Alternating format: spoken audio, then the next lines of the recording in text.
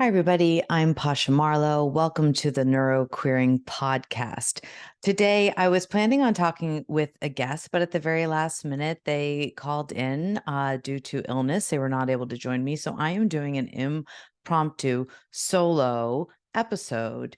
And these are always challenging for me because I feel like I need to have it perfectly scripted and prepared.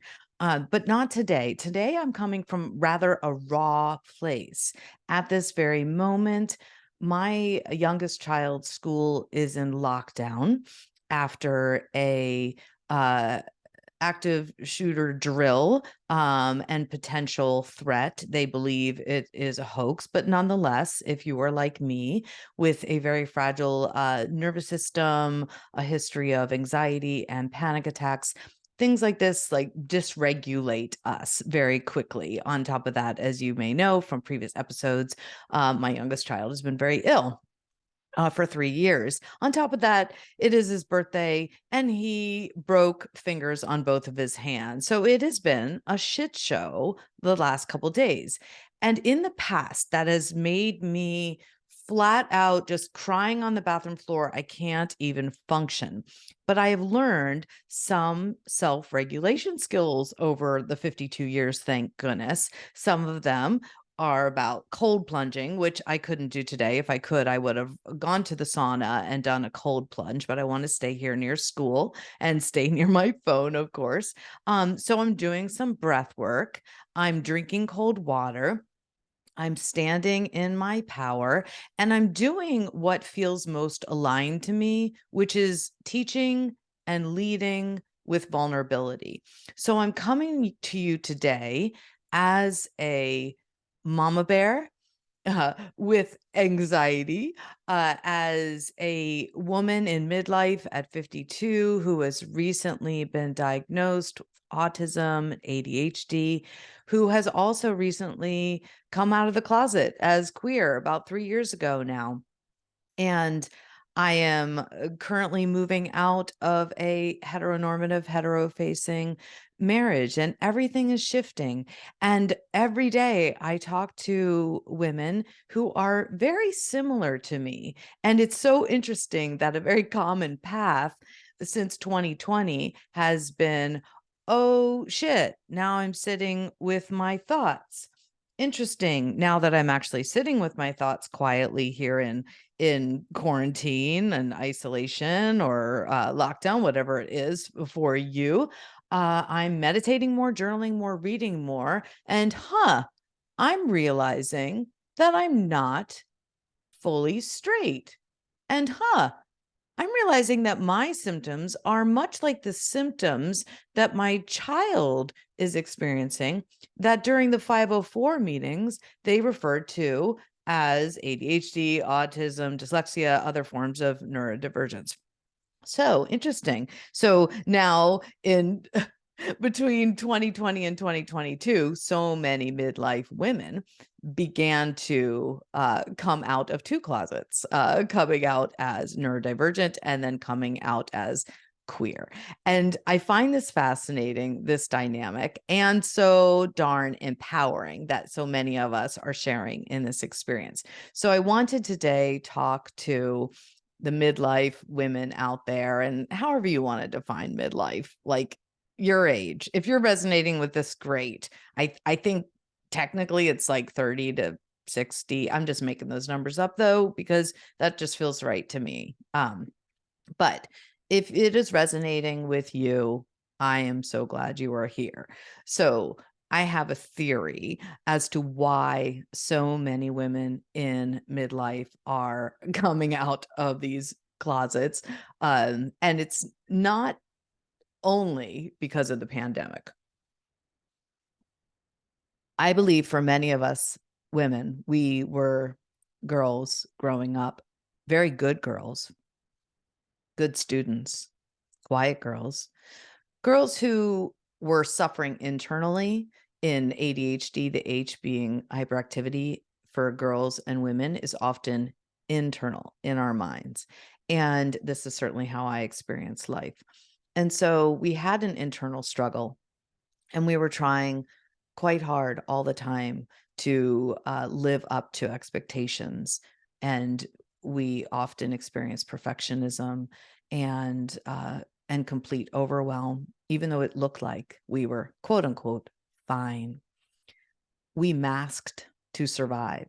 We probably learned a lot of our masking in theater or other creative pursuits. I know so many women out there also grew up in the theater, learned how to speak in the theater, found their voice in the theater, but also found the voices of other people, and thank goodness learned some empathy along the way, hopefully for themselves and others. And then later, after years of trauma, really a lifetime of trauma, rejections, real rejections, not just perceived rejections, real rejections, criticism, judgments, we continued to try to fit in and follow the quote unquote rules. We were socialized as women as people pleasers, and some of us were conditioned to find male partners. Find a husband who can support you, find a husband who can take care of you, make babies. That's your path. And so for many of us, me included, I thought that was the path.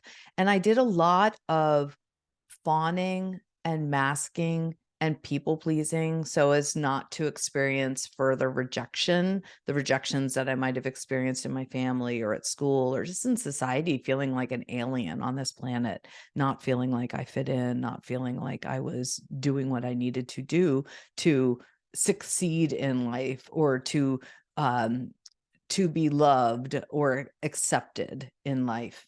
So I hustled, as many of us did. I tried and tried some more and ultimately exhausted myself and burnt myself out. Many of us have lost job opportunities, lost relationships, lost the ability to stay in school. We struggled perhaps in college. Perhaps the older we got, the more and more we struggled. And as we did so, we started to lose our sense of self.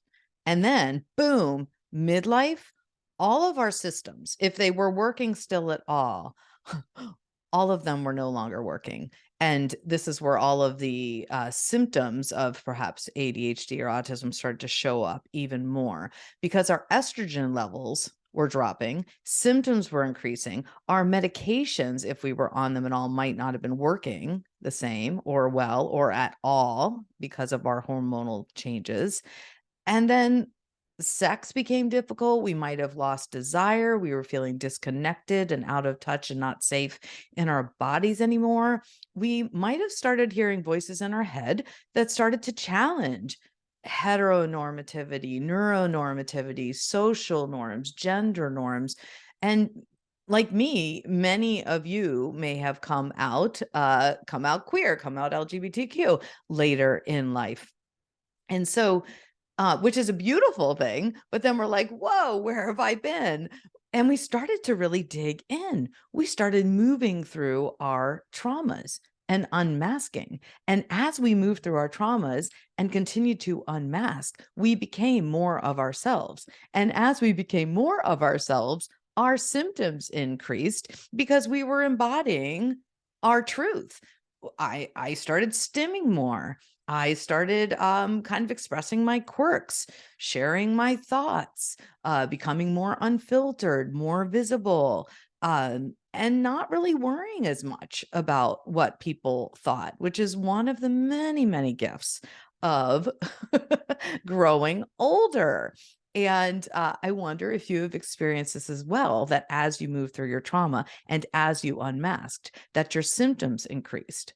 And did you, like me, just start to question everything? And frankly, honestly, at about 48, I started to get really angry.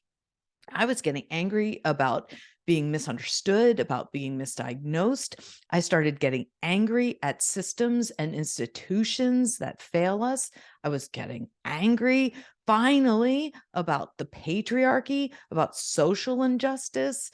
The world was falling apart before 2020, by the way, and after and currently, and it was hurting, and I was hurting. And you might be feeling this too as a deep empath, that we were feeling the hurt of the world, and that anger and that pain was bubbling up, and we wanted to pull that energy into a good place. And for many of us, we did it through service to others in healing professions, as so many of us with neurodivergence are healers and helpers, and we see patterns, and we see patterns in things, but also patterns in people, and also patterns in human behavior. So we started to heal and connect and talk to others, and as we did that, we were healing and connecting with ourselves, and we realized how much we had been misunderstood and misdiagnosed and undervalued all those years. And then we finally sought help. So some of us went to our doctors or therapists. Some of us were able to try medication for the first time, perhaps. Some of us decided not to do the medication route, and we decided to manage our symptoms with diet and exercise or mindfulness. We maybe took up yoga or weightlifting or walking outdoors with new sense of purpose and consciousness. And now we are either perimenopause or in menopause or postmenopause. Some of us no longer having children, no longer needing sperm, no longer needing partnerships, maybe not longer needing our marriages, realizing how many of our relationships are toxic, are no longer serving us well, are complete, realizing how much of society is toxic. And frankly, we are ready to burn it all down. Slowly, maybe for some. For some, that burning down might take years, decades, a lifetime. For some, they just burn it down overnight. And burning it down might mean leaving a job or a career that doesn't feel aligned, leaving a marriage that no longer feels safe or integrated or aligned for you, and choosing new paths or choosing new lifestyles even. And so I want to really kind of dig into this as to why this happens. And as you can tell, hormones play a big part in this. Um, so let's just briefly talk about hormones. Beginning at puberty, monthly hormonal fluctuations bring high levels of estrogen and progesterone, enhancing neurotransmitters and improving cognitive functioning following menstruation. However, when the premenstrual hormone levels drop, women experience an exacerbation of the ADHD symptoms, for example, along with, of course, typical premenstrual changes. So the low estrogen triggers greater, as we know, irritability, disruptions of mood, sleep, concentration. Does this sound familiar? These observable symptoms can easily lead to a diagnosis of PMDD and maybe an underlying ADHD. So it's really fascinating to look back and notice, when do your symptoms show up? When do your symptoms increase? When do you feel a little bit more at ease, less agitated, less ruminating thoughts, less intrusive thoughts? As estrogen levels drop throughout menopause, again, ADHD symptoms often intensify. It's a combination with age-related cognitive changes, confusion, memory, concentration, and sleep, and like all this increases, right? And brain fog, hello. And we have so much on our plate already, but it is definitely a trend that I see that the clients I find, the women who I see, call me usually during these menopausal years, and they're just like, what is happening? All of a sudden, everything I used to do is no longer working. Everything I used to love doesn't feel good anymore. I want to burn it all down. I want to make big changes, but I'm terrified. I don't know if I'm ready to burn things down. I don't know if I feel safe or grounded enough to do that. And that is beautiful work that we do together in coaching. Often when menopause hits, women experience an existential crisis, and they do a lot of soul searching. So it is very normal to look at your life and be like, where am I and how did I get here? It's like an identity crisis. We're like, and who am I? And how do I identify? And did it all just change overnight? Like, am I a different person? is this possible that I have the same mind and the same body? Because we feel so very different. So menopause is often called the change of life for a reason, because of course everything changes. It is a complete disruption, a time to reconsider yourself and your place in this world. And if you're like me, you might be finally at 40 something, 50 something, finally reclaiming your worth, your innate worth, your desires, and your future goals to include pleasure and play and joy. What? Wait a minute. I forgot to have fun all this time. Uh, and time is running short. I'm over half cooked. So I'm taking deep dives into therapy and coaching, cold plunging. I'm literally taking deep dives into cold water to help heal my trauma, to help get me back into my body. I'm doing vision boards and soul searching and having conversations with women around the world, and sometimes in person around bonfires or naked in the sauna. And we are reconnecting with our truest, most authentic selves. And if we reframed ourselves at this time of our lives as not just the change in this scary way, but the change of life for the better, I think that feels more accurate to me, because as I move through it and as I walk this journey with so many women, I am hearing words like finally aligned, finally integrated. I'm finally safe in my body. I'm finally feeling free. Like, that's what more could we want than freedom, right? So all of this, of course, also leads to the pleasure and the joy and the humor. And I know I've shared that in my seeking finally pleasure and joy, I'm exploring comedy, which is terrifying and so much fun. Some people take up art or writing, or yoga, or gardening or knitting, whatever it is.